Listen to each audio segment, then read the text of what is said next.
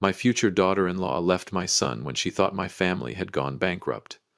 But on her wedding day, I was the first one to appear.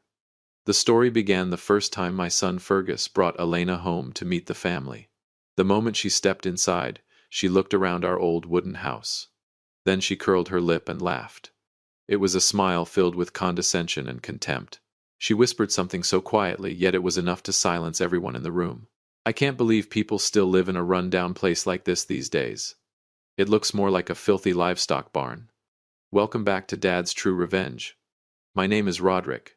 I spent 40 years building my empire from nothing with my own two hands. Make sure to subscribe and leave a comment with the number 1 so we can begin this story together.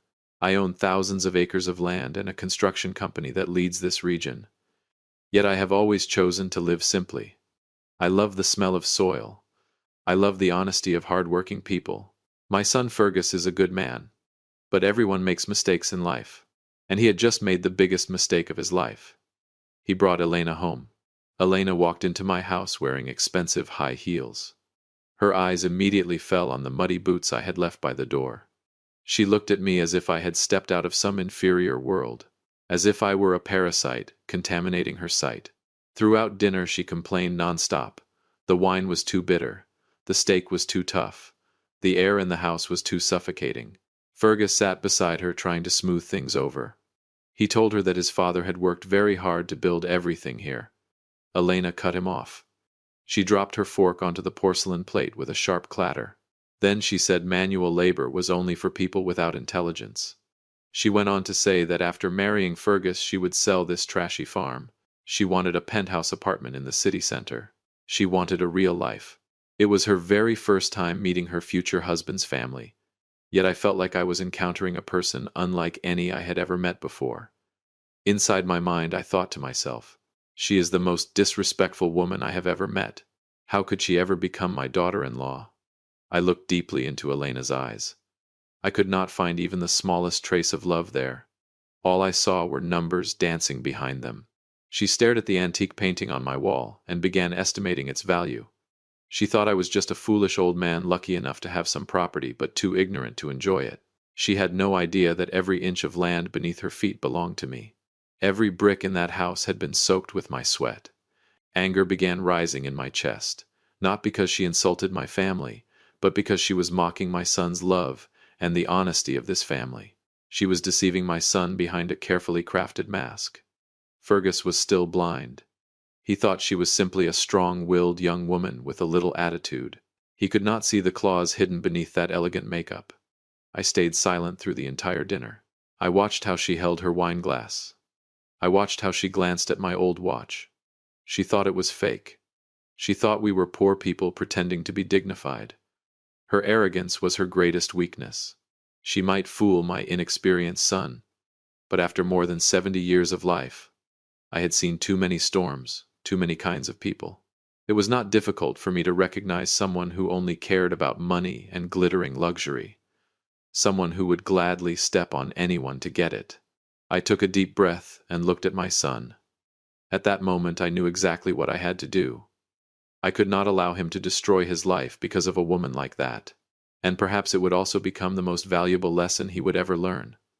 I needed a test strong enough to tear away her mask. Right then, I decided that I had to discover the truth about this girl. But what happened afterward was something I never expected. That night I could not sleep.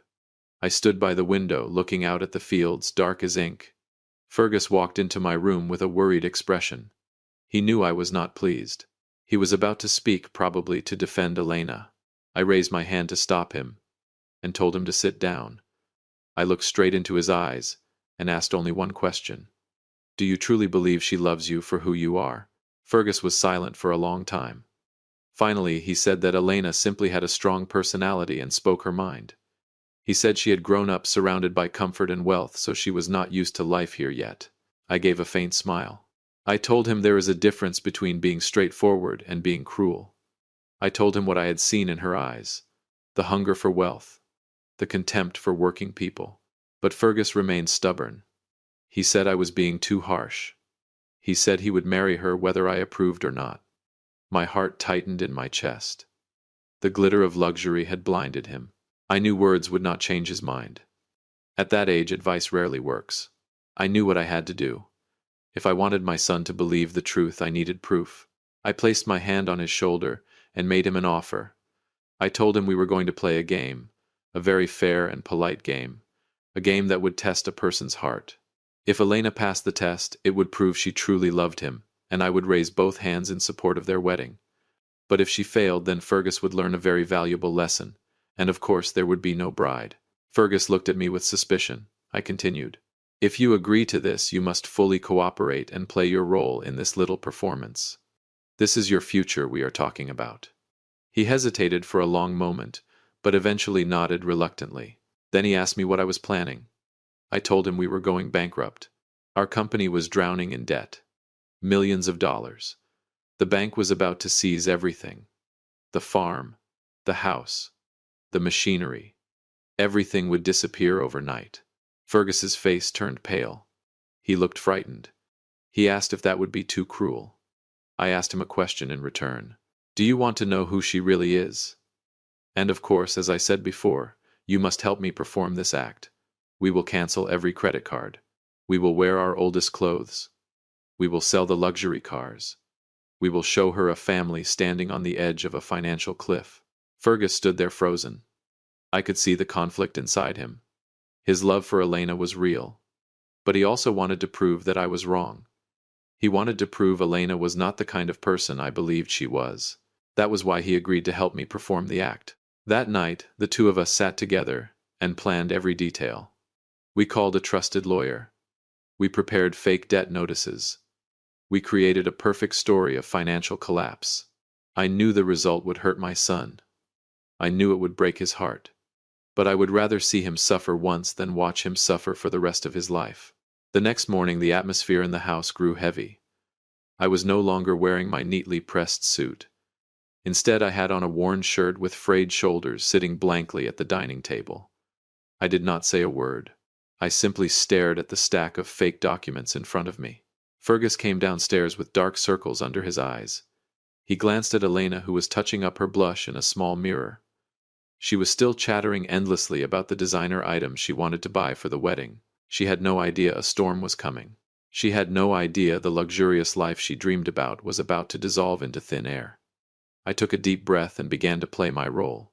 I picked up one of the debt notices, letting my hand tremble slightly. I waited for her to notice me.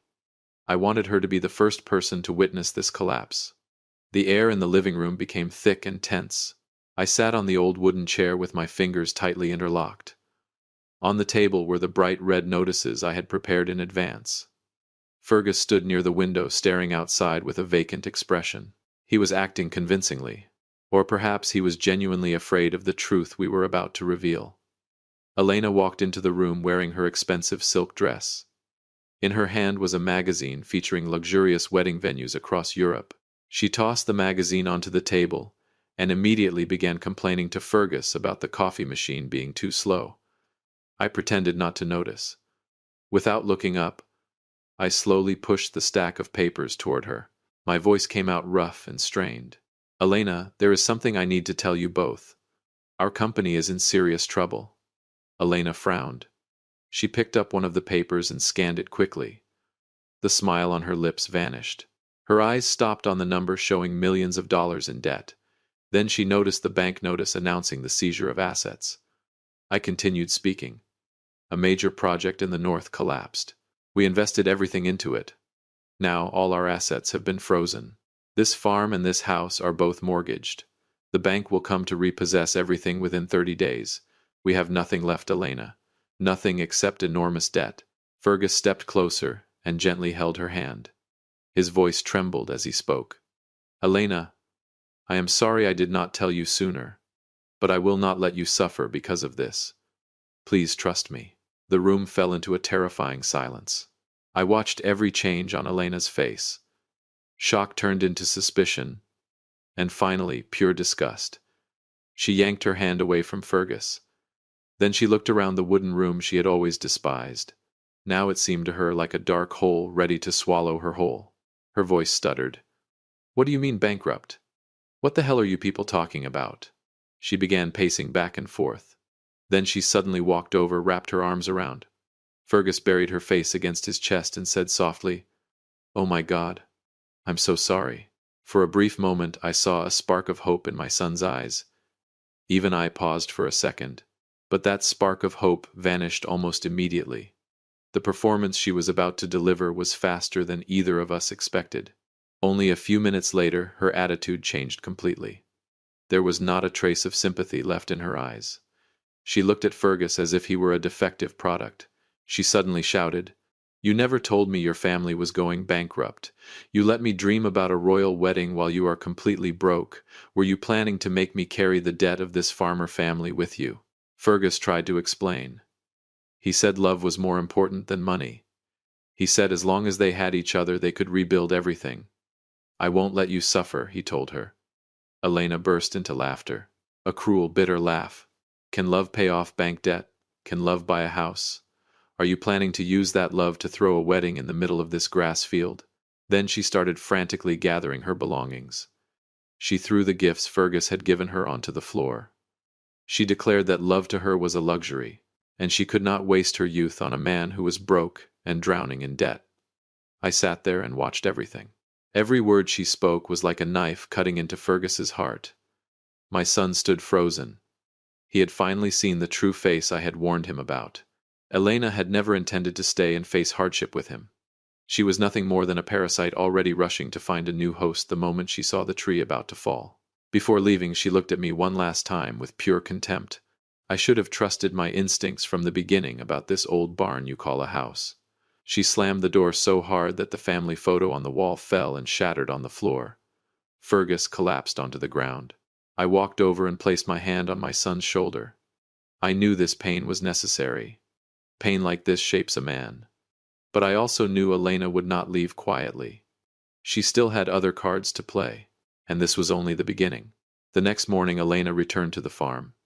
But she did not come to apologize. She arrived with a sharply dressed man in a suit and 2 large bodyguards. She walked into the house without knocking. Her posture no longer showed the slightest hesitation like the night before. She looked at Fergus and me with naked contempt. Then Elena threw a stack of bills onto the table. They were invoices for luxury items she had purchased using Fergus's secondary credit card over the past month. She demanded that we pay them immediately before the bank froze all the accounts. At that moment it was clear. There was absolutely no cure for a person like this. Her attitude changed completely. She was no longer the sweet, polite woman she had pretended to be. Elena began insulting my family with the most vicious words imaginable. She looked around the wooden house once more, and then spat onto the floor. She said this was the most disgusting sewer she had ever stepped into. Then she shouted directly at my face that I was a fraudulent old man. She claimed I had used a respectable appearance to trap her inside a miserable family. "Your family deceived me. You are nothing but bankrupt people pretending to be rich." She pointed her finger at Fergus. "You think I loved you? Look at yourself.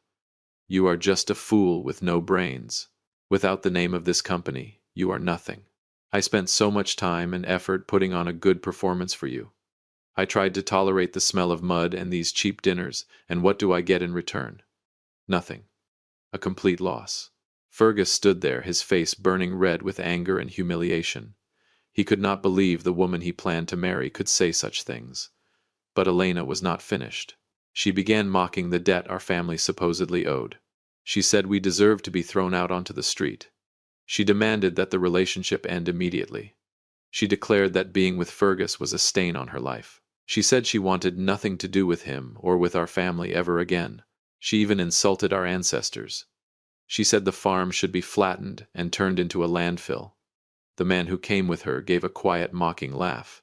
He looked down at me as if he were superior. Then he suggested that I should sign a document authorizing the sale of some old machinery so Elena could receive compensation for her emotional suffering.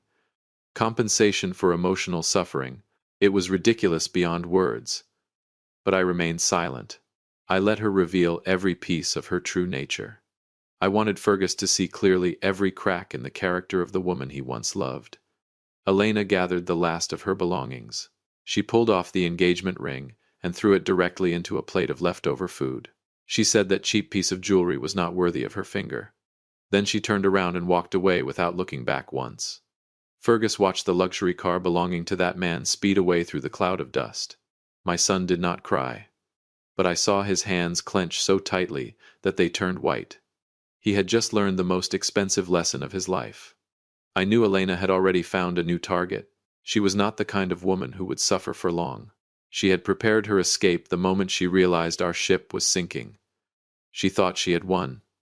She believed she had escaped a pile of ruins and was sailing toward a new paradise.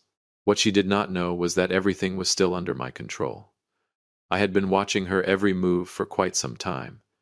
But what surprised me was the man she chose next. He was not a stranger to me. He was someone I knew very well, and he was hiding a secret far more terrifying than my little bankruptcy performance. Less than a week after leaving our farm, Elena reappeared on social media looking radiant. There was no trace of the exhausted or distressed woman who had just broken off an engagement. Instead, she was posting photos from the most luxurious five-star hotels in the city. In one picture, she stood on a yacht holding a glass of champagne. Beside her was a young man wearing an expensive designer suit. It was the same man who had come to my house with her. His name was Julian, a man known throughout the region as one of the most successful young businessmen around. Elena kept posting sarcastic updates on social media. She wrote that she had finally escaped the darkness and stepped into the light. She showed off a new diamond ring much larger than the one Fergus had given her. She proudly declared that this was the life she truly deserved. She did not hesitate to imply that my family were nothing but poor frauds. She wanted the entire world to know that she had found a better destination. A place with real money, not empty promises and the smell of mud. Fergus sat in his office scrolling through those photos. His face hardened. I could see him struggling not to throw his phone against the wall. Julian in those pictures looked dazzling. Luxury cars, lavish parties, business-class flights. He was giving Elena extravagant gifts that even at Fergus's wealthiest moment he had never thought of buying. Elena seemed completely intoxicated by that wealth. She photographed every corner of Julian's mansion. She wanted to provoke us. She wanted to prove that leaving Fergus had been the perfect decision. I looked at those photos and simply smiled. Unlike Fergus, I was not angry. I found it amusing. I knew Julian. I knew this so-called perfect businessman very well. I knew what stood behind those shiny suits and those borrowed luxury cars. Elena thought she had caught a big fish. She believed she had finally stepped into high society. What she did not realize was that she had just jumped from a pile of ashes into a blazing pit of fire. Her greed had blinded her to the most obvious signs. The irony of fate was that Elena was proudly displaying wealth that did not truly exist. She was using Julian's artificial glamour to hide the emptiness inside her own soul. The more she bragged, the more pitiful she appeared to me. She was building a castle of sand right on the edge of a volcano. Fergus looked at me and asked why I remained so calm. He asked if I did not see that she was insulting us. I simply patted my son on the shoulder and told him to be patient. The truth always finds a way to reveal itself when people least expect it. Meanwhile, Elena began planning what she called the wedding of the century with Julian. She wanted it to be the most extravagant event this city had ever seen. She wanted to invite everyone she knew so they could witness her triumph. Invitations were sent everywhere. But there was one thing Elena did not know. Julian was not wealthy at all.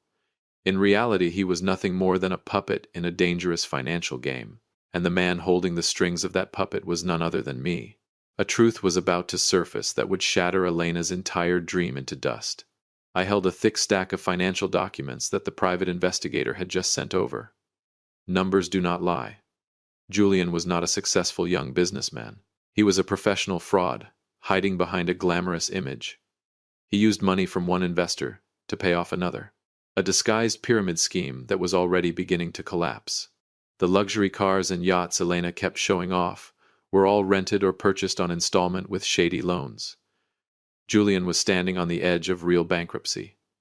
But the most interesting detail was this. Julian had borrowed a massive amount of money from an anonymous financial company to maintain his luxurious lifestyle. That company belonged to me, hidden behind several layers of intermediaries. I looked at the loan contract with his signature on it and allowed myself a cold smile. He was not rich.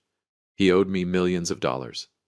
Every luxury dinner Elena enjoyed, every designer handbag she proudly carried was being paid for with my money. Fergus stood beside me, staring at the documents in disbelief. He read the reports again and again. Then he asked why I had allowed all of this to happen. I told him I had been waiting for this moment for a very long time. What surprised me was that Julian had been targeting our company for quite some time. His plan was to use Elena as a pawn to infiltrate my family. Elena had agreed to tolerate our old house for one reason only: to marry my son. After that, she would use Fergus's love to manipulate him into selling this land to Julian for far less than it was worth. And when Fergus was no longer useful, she would walk away. It was a ruthless plan, and on paper it was nearly perfect. The only flaw was that Julian chose the wrong people to play his game. Because I saw through it and moved one step ahead, the hunter had unknowingly become the prey. I picked up my phone and called my assistant. I gave a simple order: begin collecting every debt tied to Julian's assets. I wanted him to feel the collapse at the exact moment he believed he was standing at the peak of his success. His loan was about to reach its deadline, and I had no intention of extending it for even a single day. I wanted Elena to watch her perfect man fall apart. She abandoned my son for money, so she would pay the price through the very thing she worshipped. Meanwhile, Elena was busy attending wedding dress fittings. She posted pictures of gowns worth tens of thousands of dollars. She wrote about a bright future beside her wealthy fiancé. She had no idea that debt collection notices were already arriving at Julian's office. She had no idea those luxury cars were about to be repossessed. She was still drowning in the fantasy of the most extravagant wedding this city had ever seen. I looked at Fergus and told him to prepare his best suit. We were going to attend that wedding, not as defeated men, but as the ones holding their fate in our hands. The storm was coming, and it would sweep away every lie. If you have stayed with this story until this moment, it means something about it has held your attention. So I would ask one small and quick favor. Please subscribe and like the channel. Many people watch without doing so, and it costs nothing, but it means a great deal to us. And that debt was about to come due. I had prepared a special wedding gift for Elena, a gift she would never forget for the rest of her life. The wedding day finally arrived. The grand hotel in the center of the city shimmered with lights and fresh flowers. Elena had achieved her dream, a lavish wedding exactly as she had always imagined. She stood in the main hall wearing a wedding gown covered in sparkling diamonds. She smiled brightly as she welcomed guests from the upper circles of society. Her eyes were full of triumph. She greeted familiar faces from our old circle with an air of superiority. She did not hesitate to retell the past as if it were one of her proudest victories. Luckily, I escaped that bankrupt family, she told a group of her friends.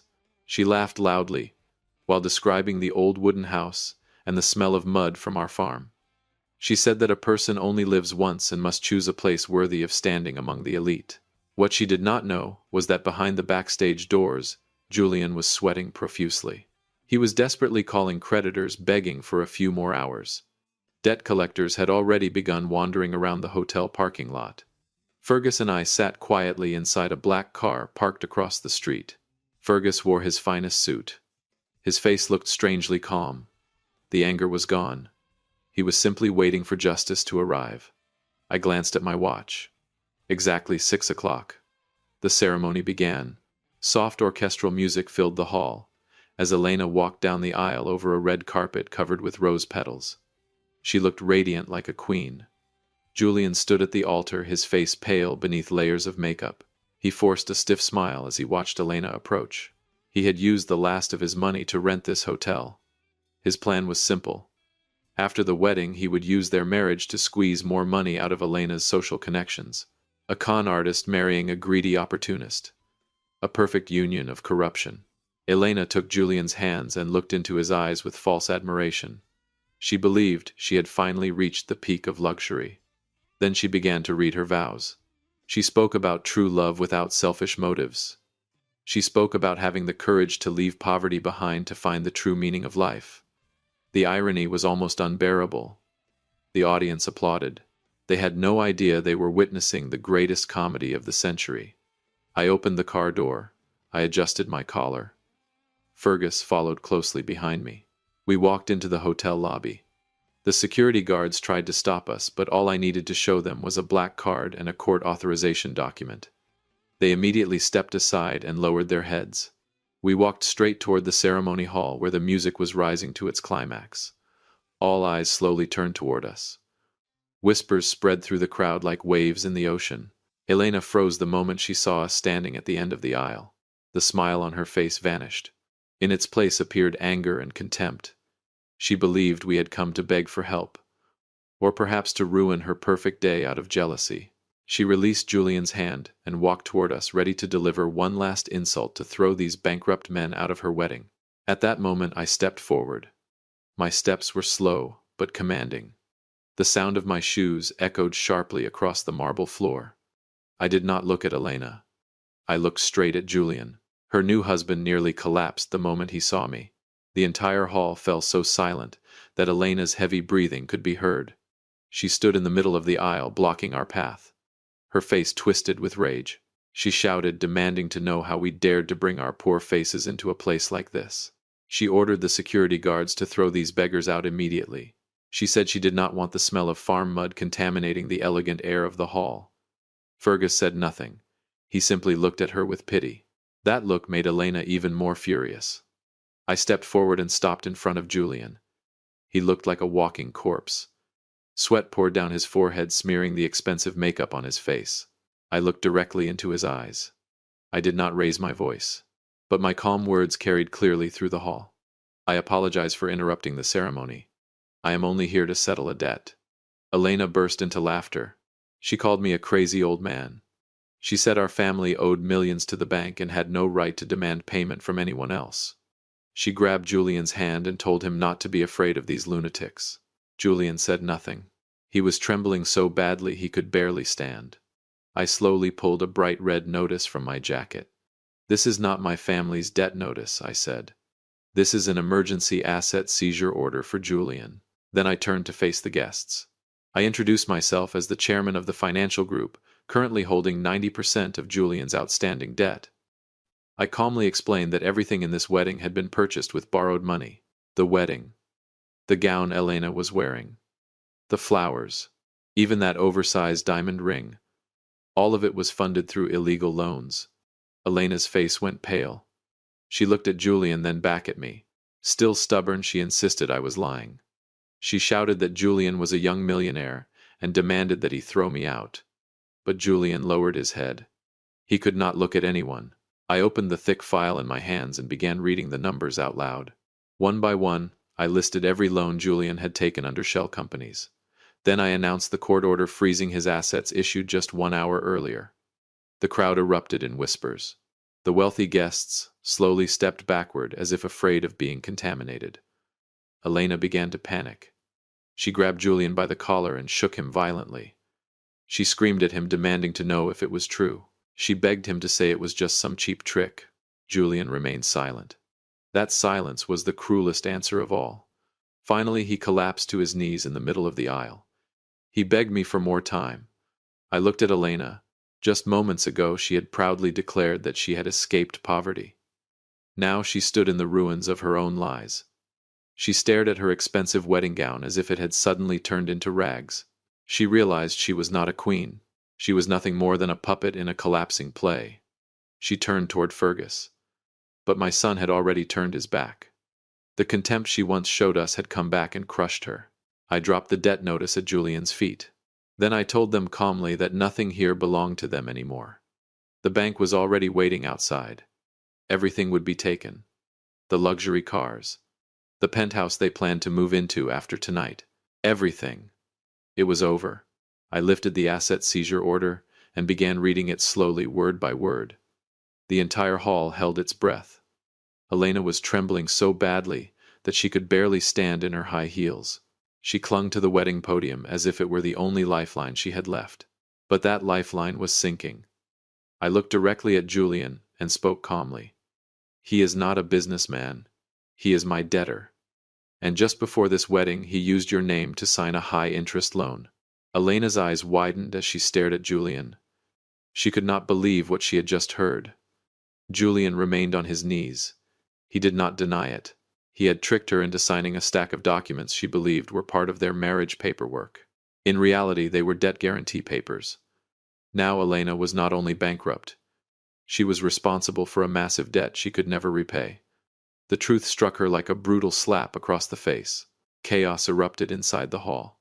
The elegant guests quickly began leaving, unwilling to be associated with a fraud scandal. Hotel staff started removing decorations under my orders. Meanwhile, the loan collectors Julian owed money to had already entered the lobby. They had no respect for the glamorous wedding dress Elena was wearing. They demanded that she remove every piece of jewelry, the gemstone necklace, the diamond earrings, and even the wedding ring she had proudly shown off just moments earlier. Elena finally broke down in panic. She screamed and pushed away the men approaching her. Then she looked at me with desperate eyes. She called Fergus's name. She cried that she had been deceived. She said she still loved Fergus. She begged us to save her from this disaster. But Fergus remained where he stood several steps away. His eyes were cold as ice. He was no longer the foolish young man she once manipulated. The luxurious wedding had turned into a tragedy. The rose petals scattered across the floor now looked like dried stains of blood. The orchestra had stopped. Instead, the hall was filled with shouting and desperate sobs. Julian tried to escape but was stopped by creditors at the entrance. Elena was left alone in the middle of the ruined ceremony. Her wedding dress tore along one side as she struggled to keep hold of the ring. I walked slowly toward her. I looked down at the woman who had once insulted my family without mercy. In her eyes, I saw complete collapse. Her arrogance had vanished. Only raw fear and desperation remained. She grabbed the hem of my trousers and begged. She promised she would do anything if I helped her escape the debt. She promised she would return to the farm. She promised to take care of Fergus and me for the rest of her life. I slowly shook my head. You are not worthy. I have no need for the service of a traitor. I gave you a chance to choose love, but you chose fake wealth. And now you must live with the consequences of that choice. Her assets were seized. Her reputation was destroyed. Debt surrounded her from every direction. This was the price of endless greed. I took one last look around the hall. Justice had been done. Fergus stepped beside me. He was ready to leave. We had nothing left to say to these people. But before walking out of the hotel, I turned back once more. Elena was still screaming in despair. I stopped at the entrance of the hall. Elena's screams slowly faded behind me. I looked at her one last time. She was kneeling among the shattered remains of her glittering dream. I spoke in the calmest voice possible. My family was never bankrupt. We only wanted to know who you really were. Elena froze.